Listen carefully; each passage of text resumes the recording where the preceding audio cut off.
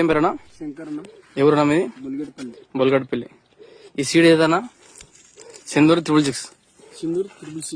నీకు పంగకు వచ్చే ఎన్ని కాయలు ఉన్నాయా? ఒక పంగకు మినిమం 8 నుంచి 6 నుంచి 8 దాకా ఉన్నాయి. నీకు కాపు దగ్గర ఉంది కదా? 8 దాకా ఉన్నాయి. సరే 6 అనుకో. సరే 2 రాలిపోయినా 8, ఎందుకంటే మనం 6 నుంచి 8 దాకా ఉన్నాయి. దగ్గర ఇప్పుడు పంగ ఎన్ని పంగలు ఉన్నాయా? దగ్గర ఒక 8 నుంచి 15 పంగలు దాకా ఉన్నాయి.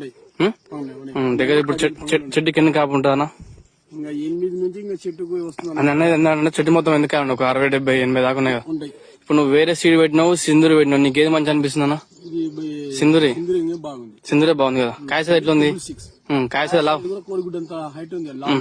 లోపల బాగుంది. ఇప్పుడు నీకు లావకాయ దగ్గర కాపు ప్లస్ ఏంటంటే నీకు పంగలు బాగా వచ్చినాయి.